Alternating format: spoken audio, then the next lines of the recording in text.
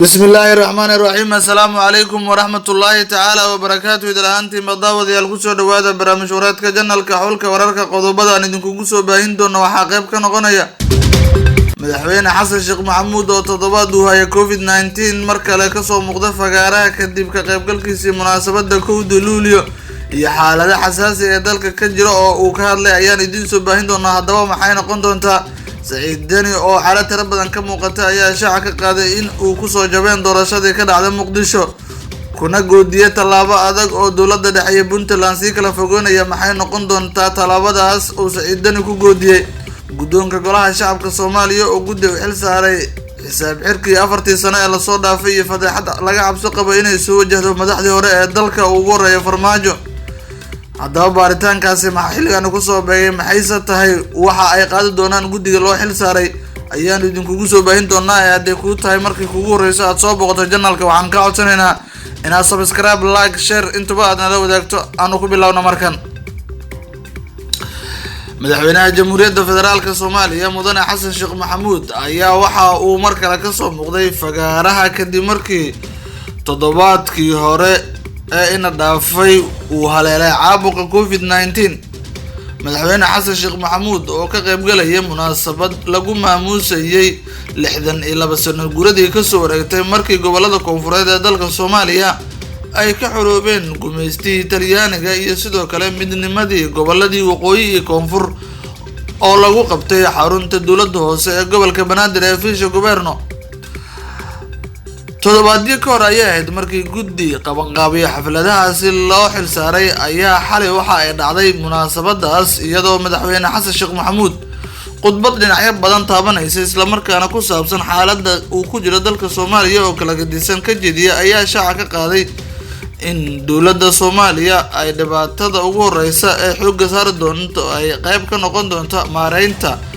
amniga dalka iyo sidoo kale wax ka qabashada abaaraha qaybo badan oo dalka Soomaaliya kamid ah uu ku dhiftay. madaxweynaha Soomaaliya xasan sheekh maxamuud ayaa waxa uu tilmaamay in xornimada dalkeena loo soo maray dhibaato iyo halgan dheer kaas oo sababtay in 26 Juun sanadkii 1960 ay noqotay magaalada Hargeysa goobtii iyo caradii ugu horeysay ee la saara calanka quruxda badan ee jamhuuriyadda federaalka Soomaaliya oo ay ka xoroobeen gumeystii Ingiriiska. halka uu sheegay in 1 Luulyo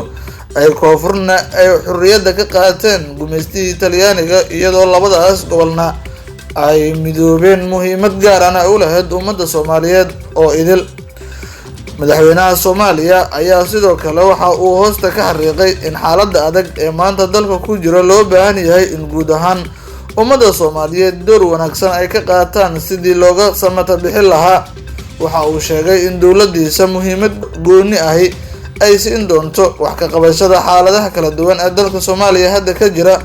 waxa uu rajeeyay in xukuumadda federaalka Soomaaliya ee dhawaan uu soo dhisi doono ra'iisul wasaaraha jamhuuriyadda Xamse Cabdi Barre ay waxyaabo tiro badan oo xaaladahaas ku saabsan tallaabo adag ka qaadi doonto. madaxweyne xasan sheekh maxamuud markii labaad xilka madaxtinimada Soomaaliya loo doortay 15 bishii May ayaa waxa uu dhawaan uu soo magacaabay ra'iisul wasaaraha cusub ee jamhuuriyadda oo iyaguna ay meel mariyeen xubnaha baarlamaanka federaalka Soomaaliya. waxaana hadda laga sugayaa magacaabista xubnaha golaha wasiirada iyo sida ay noqon doonaan iyadoo siyaasiyiin kala duwan hadda ay u xil sulduubayaan sidii ay uga mid noqon lahaayeen xubnaha golaha wasiirada Soomaaliya. dowladda Soomaaliya ee xasan sheekh maxamuud uu marka labaad hormuudka u yahay ayaana looga fadhiyaa maareynta xaaladaha kala duwan ee siyaasadda, dhaqaalaha, amniga iyo abaaraha hadda ka jira dalka qaybihiisa kala duwan, iyadoo sidoo kale laga rabo in uu qanciyo maamul goboleedyada qaarkood oo hadda u muuqda in ay ku hanjabeen doorashadii ka dhacday 15 May magaalada caasimadda ee Muqdisho. madaxweynaha Puntland Saciid Cabdullaahi Dani ayaa waxaa ka muuqatay caro tiro badan isaga oo shaaca ka qaaday in ay ku soo jabeen doorashadii ka dhacday magaalada Muqdisho caasimadda dalka Soomaaliya iyadoo waxyaabo aan laga filaynin uu ku goodiyay Saciid Dani oo laga yaabo in ay ku sii kala fogaadaan dowladda dhexe federaalka Soomaaliya iyo maamulka Puntland. madaxweynaha dowlad goboleedka Puntland Saciid Cabdullaahi Dani oo magaalada Garowe ee caasimadda maamulka Puntland kaga qaybgalaya munaasabadda xuska 62 sano guuradii ka soo wareegtay 1 Luulyo oo ah markii gobolada koonfureed ee dalka Soomaaliya ay xurriyadda qaateen midnimada labada gobol ee waqooyi iyo koonfur Soomaaliya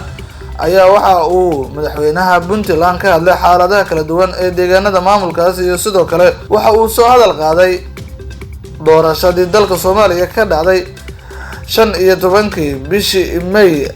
taasi uu sheegay in maamulka Puntland guud ahaan ay ku soo jabeen waxa uu sheegay ama u laqoojiyay guud ahaan inta ololihiisa ka qayb qaadanaysay ee maamulkiisa ka tirsanaa in ay ku soo hongooween hasaate loo baahan yahay in la is adkeeyo oo uu madaxtinimada iyo mansabkaba guud ahaan uu bixiyo Allah subhanahu wa ta'ala waxa uu sheegay in uu rajeynayo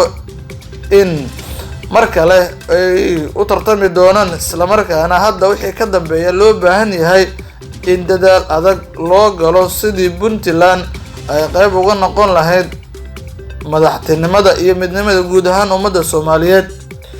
madaxweynaha Puntland ayaa sidoo kale sheegay in waxyaabo aan wanaagsaneyn magaalada Muqdisho kala soo kulmeen taasi uusan dooneynin inuu dib ugu noqdo ha yeeshee loo baahan yahay madaxda hadda joogta in boogaha qaar la danqiyay la dhayo waxa uu shaaca ka qaaday in dadaal adag loo ogolay doorashooyinkii dalka ka dhacay guud ahaan xasiloonida maanta la haysto uu sheegay in Puntland ay tahay hooyada federaalka Soomaaliya isla markaana ay kaalin muuqata oo weyn ka qaadatay isu keenida ummadda Soomaaliyeed taasina uu rajeynayo in ay hadda ka shaqeeyaan guud ahaan madaxda dowlad goboleedka Puntland iyo madaxda dowladda federaalka ee Soomaaliya. madaxweyne Saciid Cabdullaahi Dani ayaa markii labaad waxa uu sheegay in ay ku soo jabeen taasi oo muujinaysa dadaaladii kala duwanaa ee Saciid Cabdullaahi Dani uu ku bixiyay dagaalkii adkaa ee ay la galeen madaxweyne Maxamed Cabdullaahi Farmaajo doorashada intaysan dhicin ka hor isaga iyo madaxweyne Axmed Madoobe oo ah labada maamul ee Puntland iyo Jubbaland ha yeeshee hadda waxay u muuqataa in Puntland iyo Jubbaland ay kala dhinteen maadaama madaxweyne Xasan Sheekh Maxamuud uu ra'iisul wasaaraha dalka uu ka soo xushay deegaanada Jubbaland oo Puntland iyadoo doonaysay in loo xulo xilka ra'iisul wasaarenimada ee dalka Soomaaliya. qaybihii ugu dambeeyay ee barnaamij wareedka janaalka xulka wararka ayaa daawadayaal la socotaan markaan haddii aan ogno guddoonka golaha shacabka baarlamaanka federaalka Soomaaliya ayaa waxa uu guddi u xil saaray baaritaan dib loogu soo sameeyo xisaab xirkii 4 sano ee dowladda madaxweyne Maxamed Cabdullaahi Farmaajo iyadoo wararka kala duwan oo aan helnay ay sheegayaan in laga cabsi qabo in ay soo baxdo fadeexad kala duwan oo ku aadan in lacag tiro badan si sharci darro ah loo lunsaday.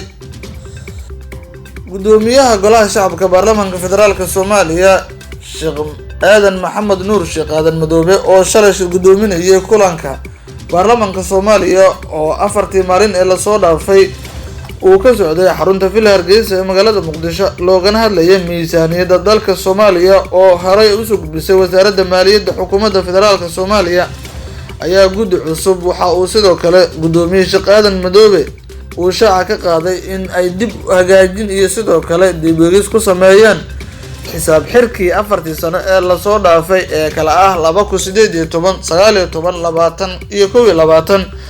guddigaas oo ka kooban 7 xubnood oo ah 5 ka mid ah xubnaha golaha shacabka iyo 2 senator oo golaha aqalka sare ee baarlamaanka Soomaaliya ka tirsan